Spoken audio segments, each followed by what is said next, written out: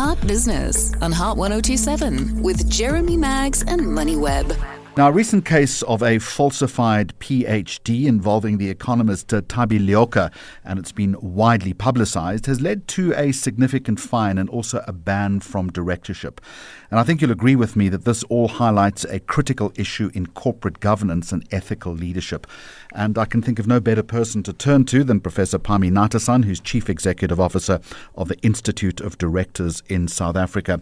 Professor, a very warm welcome to you. A R500,000 fine. It indicates something about changing attitudes towards CV fraud. What's your thinking? What is that shift, do you think? Hi there, Jeremy. Yes, absolutely. I've seen a lot of debate online whether 500,000 is enough. But for me, I think the mere fact that there is a fine and a public censure sends a very strong message and sends a very strong example to everyone else of what will be tolerated and what won't be tolerated, what's okay and what's not okay.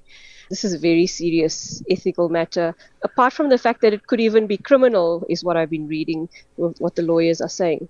And I think it's a step in the right direction, that there's some consequences and accountability happening. But something within the boardroom is changing in that respect, because if you and I had been having this conversation maybe even 2 or 3 years ago, it might have been a very different paradigm. Absolutely. I think there's a wave of South Africans wanting to see more accountability, and certainly regulatory bodies and the like, so taking action, which I think is really great. So in your opinion then, do you think that misrepresentation of qualification in South Africa is fairly common, or is this simply one high-profile, isolated case? I think it's difficult to say.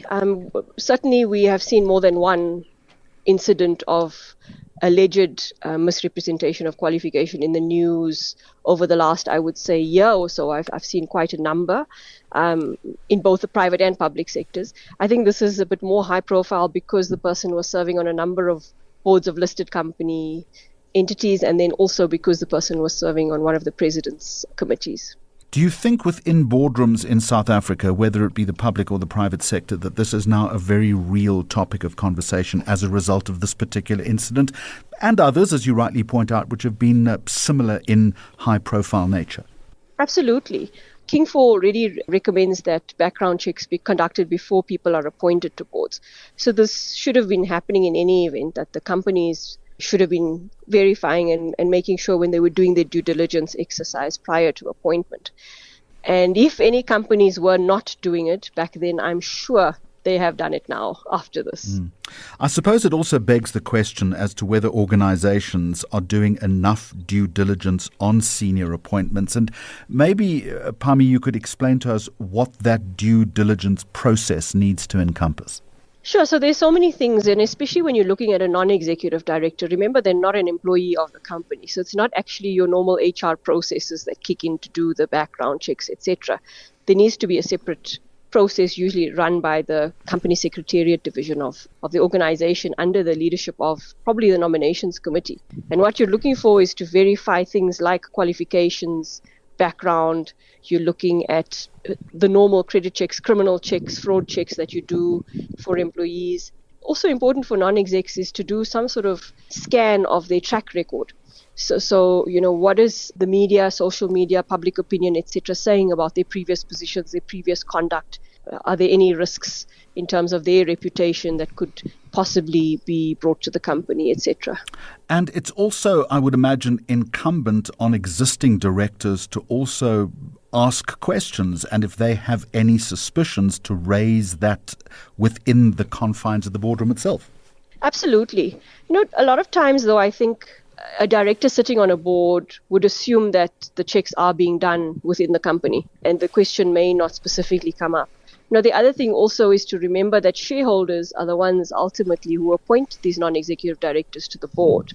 So equally at the AGM, when people are being put forward by the board, being recommended for appointment, are the shareholders considering what checks, due diligence, etc. was done when they vote, or are they just voting in favor for that resolution? I feel not enough attention is really paid to that resolution. I think one of the most important things that shareholders do is appoint the directors, and I think they also need to be looking at that a bit more diligently. Are things in that respect a little vague, do you think? Or is there a prescribed code or checklist of due diligence that you have to apply? In other words, are there boxes that need to be ticked? And if not, should that be more aggressively developed and enforced? So I wouldn't say there's boxes that need to be ticked, but King 4 is very specific. It has specific recommendations. It actually says there that qualifications must be verified, for example, as one of the practices in King 4. And listed companies are meant to be applying King 4.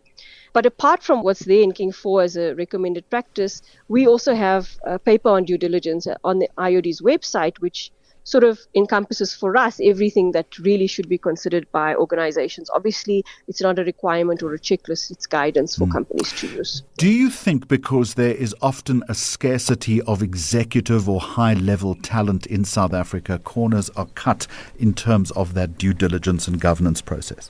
You know, it's hard to tell why the corners are cut, and I don't know if it's got to do with scarcity. My gut tells me that when non-executive director appointments are made, oftentimes it's people already on the board bringing on someone else, saying, I know this person, they're really great, they could add value, let's appoint them. And perhaps that's when corners are cut, because they're sort of indirectly vetted by an existing member of the board. And I wonder sometimes whether we generally engage enough with the impact of something like this. So there is definitely an erosion in public trust as far as corporate leaders go, I would suggest. And in that, there are broader societal implications for unethical practice. Absolutely. In this instance, if you think about the role of directorship, ultimately, it's a position of trust. And if this sort of story doesn't help with paint a great picture, because the public needs to have trust and confidence in the people who are running these organizations. We've seen things go wrong where the public are then affected by the decisions and actions of boards, etc. And the consequence of that is a huge impact on corporate reputation, which often is a risk that is not thought of as people are going through that initial process. Absolutely. It's like many other sort of controls or steps you want to put in place. You do it in the event that something may go wrong. And sometimes you may feel the risk is so low. What's the chances of this going wrong? What's the chances of this impacting our reputation? Well, now here's a live example of that. And just a final one then, Parmi, very quickly. Do you think this particular case is now going to set a precedent for more rigorous background checks? I think you've alluded to it already in as much as those conversations are starting to be amped up a little bit. Absolutely. I've already seen it being started. So, I definitely think boards and nominations committees are going to be a lot more diligent in doing these background checks and really ramping up the way they do their due diligences. Absolutely. Thank you so much for those insights. Parmi Natesan is the Chief Executive Officer of the Institute of Directors in South Africa. Hot Business on Hot 102.7 with Jeremy Maggs and MoneyWeb.